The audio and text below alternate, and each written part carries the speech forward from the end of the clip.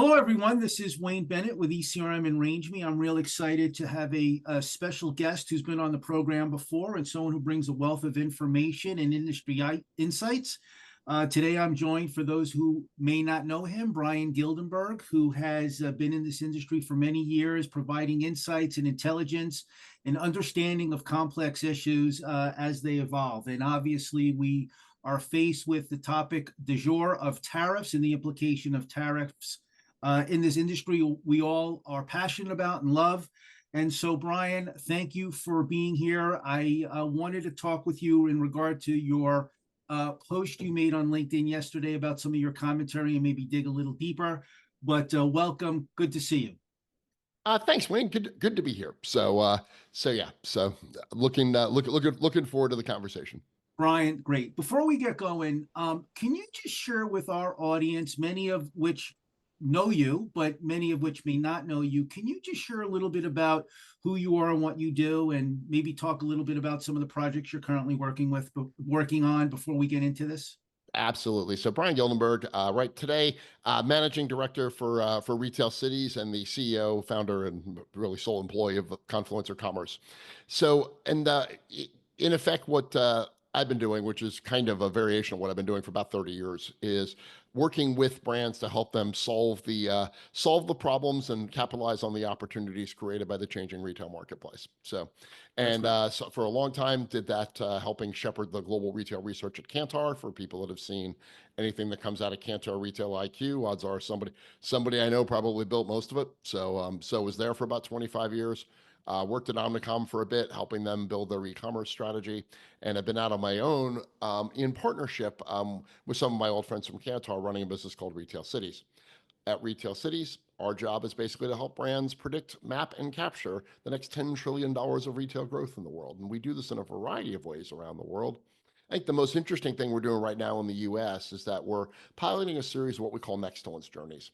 And these Nexcellence Journeys are to help companies understand specific competitive issues or their specific situation in a little bit of depth to help them map how they're going to grow faster than the market in that space over the next 3 to 5 years. We have 3 Nexcellence Journeys that we're currently engaged in right now. One is around convenience stores for people interested in that class of trade. One is around Target, where we're sort of doubling down with Target teams today, helping them help their companies navigate what is a very changing and complex retailer. And then the one I think that's of most interest to your community is a Nexcellence Journey for what we call for growing brands. And for growing brands is a euphemism for brands that are a little bit smaller than certainly smaller than the median brand in the United States. And what we're doing is we're running a series of curriculum around a wide variety of what I would call commercial and customer related issues to help those brands understand where they are in terms of in terms of best in class, and provide some curriculum, some consulting, and some training to help them get to the next level. So That's great. consider the Nexcellence Journey sort of your MBA and next phase growth, all delivered relatively quickly and painlessly.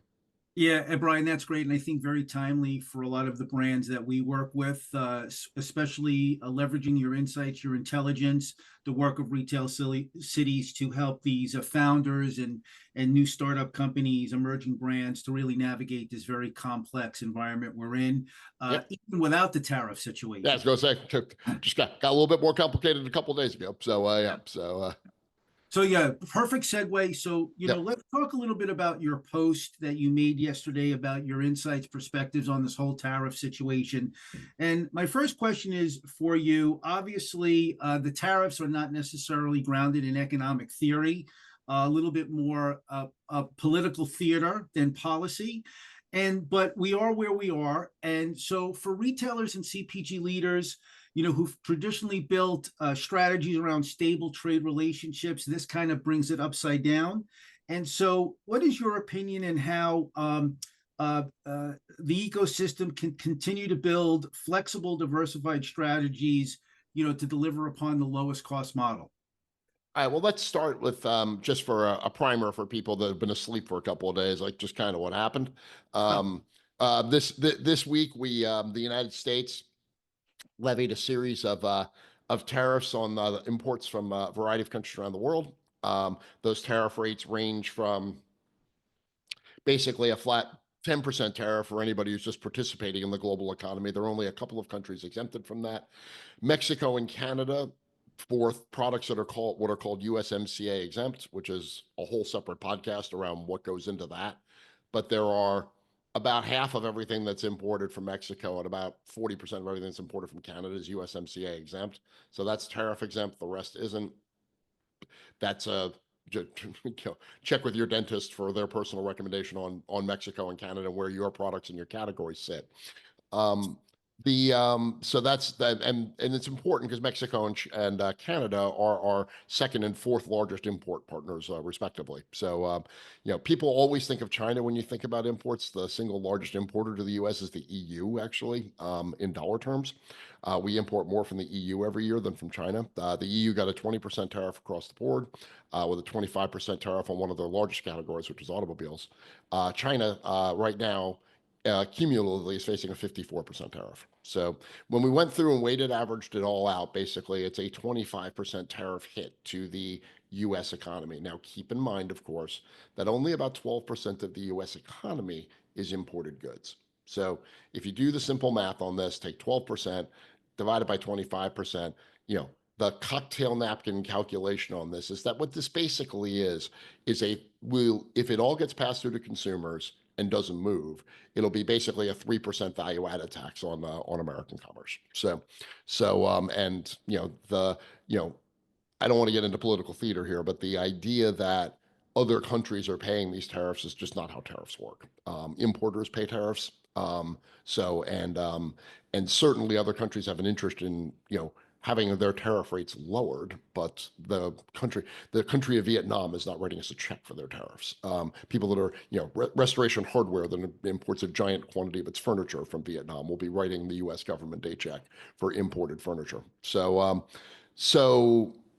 yeah, the underlying thing is that if you look at the tariff rates, they're not necessarily grounded in something that's easy for another country to respond to. Some of them are based on actual tariffs that those countries are charging, which you can negotiate. The formula that we use to calculate them is basically imports. It's basically trade deficit divided by imports. There's just nothing that, say, Vietnam is going to be able to do about getting to a neutral balance of trade with us. Vietnam is our fifth largest export partner, and their economy is the size of Delaware's. So Vietnam could open its whole economy tomorrow, and we're still going to have a massive trade deficit with Vietnam because their economy is tiny. So I don't know exactly how this gets resolved, quote unquote. The administration has said that they are committed to keeping these tariffs in place for a while. My suspicion is you're going to see over time different countries try to engage in bilateral negotiations to reduce, lower, or modify some of these in key categories. But that's sort of the basics of what happened. So I hope that's helpful. No, that's very helpful. Good foundation, and very insightful. So, Bryan, obviously the situation continues to accelerate the need for scenario planning, given Yeah. different possibilities out there in the marketplace. But when you think about the operational agility of a supplier and a retailer, obviously from sourcing the shelf, what do you see companies struggling with the most? Well, I see them struggling. I mean, I think right now is just uncertainty. Um, and I think this is weirdly, I mean, there's this old shibboleth in management consulting about how in Chinese or in Mandarin, the character for chaos is a combination of the character for danger and the character for opportunity. I wish that were true. It's a good story. It's not actually, but the idea resonates so closely with people that it's become kind of kind of a consulting myth. I actually think for the brands that are listening to this today, I think that's Yeah. actually true. Because what you're looking at right now is an absolutely chaotic pricing environment across the board for consumers. So, what you're going to be facing over the next 30 to 60 days as these tariffs roll through the economy and things like a disproportionate share of the televisions made in the United States come from countries whose tariff rates are between 30 and 54%. So that means that overnight, theoretically, a big screen television will be 30 to 40% more expensive than it used to be. Does that mean people are going to pay more for TVs? No, they'll just get smaller ones. But like so that calculus though, that's going to go into, it's going to force consumers to reconsider spending priorities and trade-offs across a wide range of things. Mm. most of which are going to be, if you look at the categories that make up the preponderance of imports to the US, it's not the things we think about in our world, like apparel. I mean, apparel's mostly imported in the United States, but it's a relatively small category in the grand scheme of things in the economy. The biggest things that we import are machine parts, first of all. So we want to rebuild factories. We have to deal with the fact that half of the machines we put in factories are imported. So we just put a 25 to 30% tariff on all that. The second one, the second one is electronics, and that's the category I think that's going to get most disrupted. So for the retailers that your company sell to that have a large electronics presence, notably Walmart, Target, and Costco, are going to have to figure out what their value proposition looks like in that category and retool that fairly fast. Um, oil, pharmaceuticals, and oil and pharmaceuticals are the other two big categories. The most important thing, though, to understand in your categories, the percentage of your category's volume that's coming from different places, obviously, and which competitors are tied into which country of origin and how. So, Yeah. so I think that's going to be, I think that's a big piece of calculus. But right now, so there's a consumer level calculus around the consumer is going to need to reevaluate spending priorities, and then a category level calculus around where do I sit vis-a-vis my competitors in terms of how my cost structure has changed. Yeah. Those two things together are at least the first solve. I think it's going to create a lot of opportunities for brands that are in your ecosystem, to be honest, to be Yeah. nimble and smart about value, about pricing. A lot of the brands in your ecosystem are made in the US, so they are tariff Right. exempt. So they are tariff exempt. I think there's a lot of interesting things that come out of that. Yeah, no, Brian, that's good. I did want to ask you about strategies around margin erosion and consumer pullback. And you talked about Yeah, machinery, TVs, heavy equipment, things yeah, that we're importing. And obviously within the US, there is a lot of food and beverage manufacturing, but yet, packaging, ingredients, other things might be impacted. yeah. What's your thought about food and beverage manufacturing and this whole tariff situation? Well, I think if you're the average consumer looking at your grocery basket, you're just going to have to figure out what some of the trade-offs are. I mean, a disproportionate amount of avocados that people buy in the United States are not grown in the United States. A disproportionate share of categories like blueberries are. So if you look at some of the trade-offs people are going to have to make, they're going to have to make sort of ground level trade-offs on things that have gone up wildly in price versus things that haven't. So that's a basket level trade-off that consumers are making within food and beverage, in particular around perishables. Most of the packaged goods in the United States, sweeping generalization, most of the packaged goods in the US are made in the US.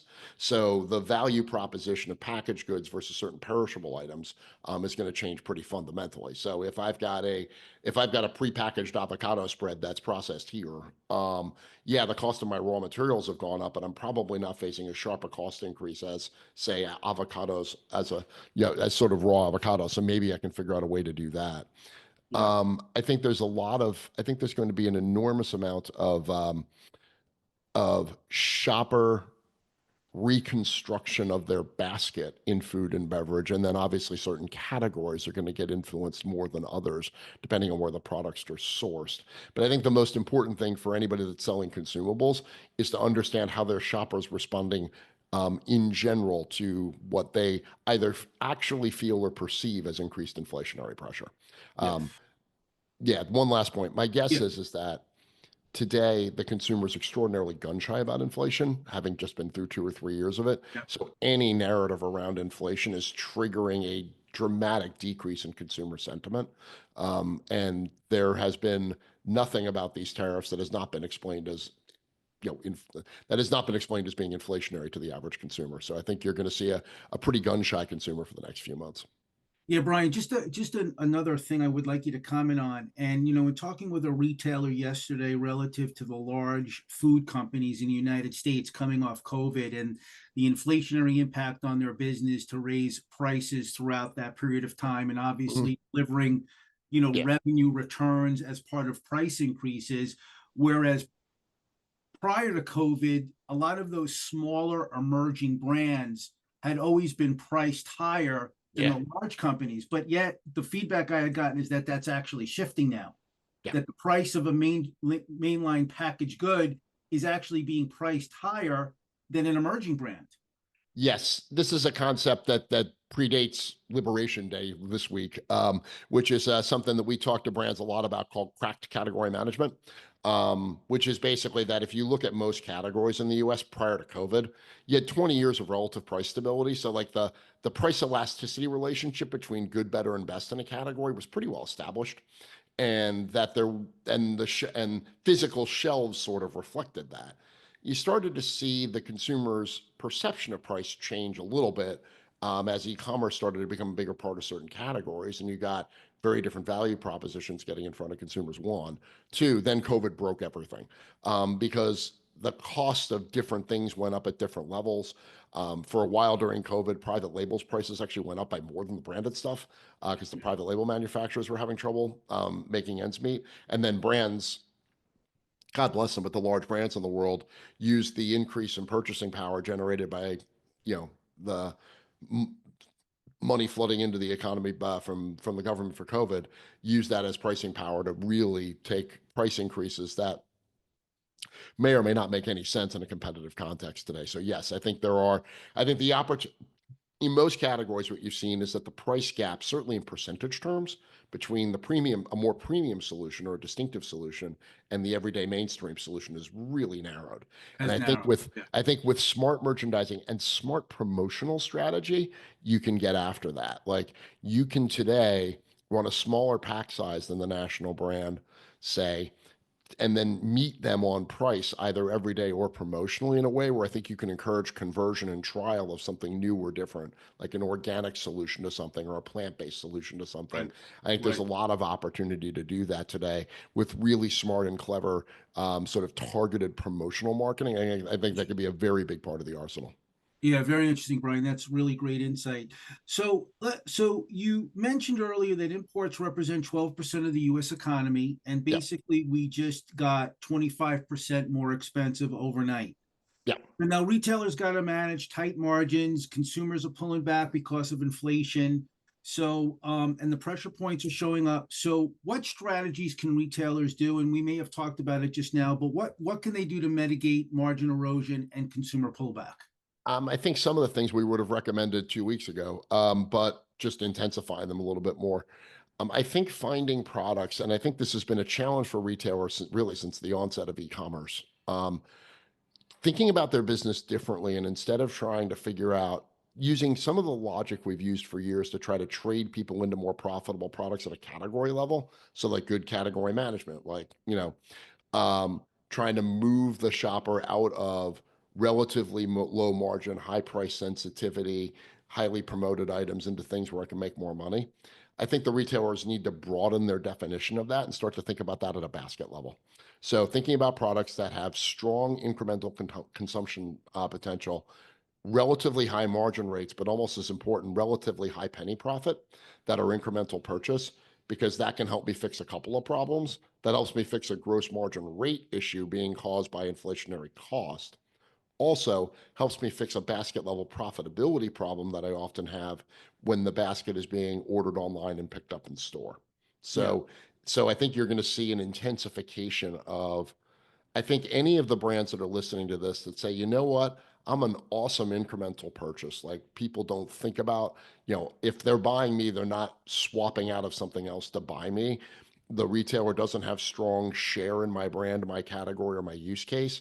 And I can show up and say, hey, look, I've got a $17 item to the consumer that's a 50 margin product, or an $8 item that's a 50 margin product, or whatever it is, provided it's then positioned within the context of a value. If I can add 400 pennies of penny profit to the retailer in one incremental transaction, now I'm a really interesting asset to that retailer as they try to grow. So these little, like these profit injections, I think that baskets can have. If I understand who my consumer is, I can go to the retailer's digital marketing arm, the retail media arm, and say, hey, look, the audience that I want to reach is this. This audience will be super responsive to this. And then go back to the merchants and say, hey, look at all the incremental profit I'm generating through this target audience. Imagine if more people knew about this. Like that feels to me like a very good opportunity right now. Yeah, interesting. And so, Brian, just like focusing on that and maybe adding some additional thoughts. So, like in today's environment, brands and retailers, um, how can they realign the innovation and pricing, not just to defend share in this situation, but really to take advantage of what is becoming sort of a chaotic situation? Well, I think innovation is marvelous, and it's great for any brand because innovation is kind of the silver bullet because it gives you a new chance, it gives you a new way to talk about value. So provided the innovation is different enough in the category, it gives you an opportunity in a chaotic pricing environment to talk about value in new and interesting ways. From a pricing point of view, I think that most brands are going to have to get really, really smart about the the more real time you can make your understanding of price and promotional sensitivity, the better. This is one thing that the digital landscape is really good at. This is one thing that, like for anybody that sells through Instacart owns a business called Eversight that's a really good, almost real-time promotional elasticity practice. I would really start to think a lot about how I learn super fast what my consumer's propensity is to respond to different pricing levels and to use that as fuel for how I position myself in the category and also over time how I think about innovation. I think the biggest piece, though, as I know we're getting close to the end of our time here, Yeah, the biggest piece, though, is that this environment wasn't created for certainty. Yeah, I think that starting with countries that have a lot to lose in this tariff negotiation, by far the largest right now is Vietnam. So it'll be interesting. They're a good tell case, right? Vietnam has one of the highest percentages of exports to the U.S. as a percentage of its GDP of any country, and they got one of the most punitive tariff rates. So watching how the government of Vietnam or the government of Cambodia or one of these places, how those governments respond to pressure. Is Vietnam the biggest deal in the world? No, but that might set a charter for how these types of bilateral negotiations might unfold. But I think just assuming that this is going to be our tariff rates for the next 4 years probably isn't correct. So I think you're looking at a very dynamic environment where kind of certain uncertainty is the order of the day. So yeah, creating the muscle memory to be able to say, okay, we're not unclear, we are, as Jeff Bezos says, we are stubborn on the vision and we are flexible on the details. And I think that's a very good way to look at the world right now. You want to be almost more stubborn on your vision because in stormy seas, having a true north is really important. But you want to be super flexible on the details in terms of how you get there. yeah, And the bigger the company, the harder it is to remember the muscle memory of how to do that. You either get too rigid in your true north and too inflexible on the details, or your flexibility on the details starts to bleed into flexibility of vision. Those are interesting. both problems. Yeah, So you have to yeah, watch for both of those in this type of environment. yeah. Bryan, I guess that would be another advantage for the smaller emerging brands. It's certainly easy if you feel yourself getting out of sorts with something like that to course correct. You can get you or everybody who works for you, which is usually not that many people in a room together, and Right. just reassert the vision, get even more stubborn about it, and then say, okay, that's the vision, but how do we get there, and just leave that wide open. And that's one of the things that we talk a lot about in our Nextellence products actually Yes. is the planning mechanics of how you move from vision stubbornness to detail flexibility, if you will. So Yeah. Well, good timing for that. yeah. Good timing for the work you're doing, and I'm excited to learn more about the Emerging Brand Excellence Program. We will certainly be a voice and a platform to help get that message out for you in retail cities. So looking forward to that. And Bryan, before we go, how long do you think we're going to be in this situation? um i think um I think certain uncertainty is a let's put it this way. I don't think by the time January of 2029 rolls around, which will be when barring something tragic, will be the next time we have a new president. I think we will probably still have tariffs in place in December of 2028. I don't think they'll be at the same level. I don't think they'll be consistent by country. Um, for instance, the EU has no incentive to move at all. They're, EU exports, so they're our biggest export partner. EU imports to the US are 3% of European GDP. They're not they're not going to move very fast on any of this stuff. There might be a couple of tweaks in selected categories to give our administration what appears to be a win, to see if they can get some of the tariffs that we have on them lowered a little bit. But I think this is going to be a pretty dynamic environment. I think our negotiations with China will be long, protracted, and ongoing. Nothing ever, if you've put the Chinese in a position in which they are forced to save face, that never happens quickly. So, and that's exactly what's happened here. This is going to be a multi-year conversation, I think, with China. I think it's a multi-year conversation with Japan.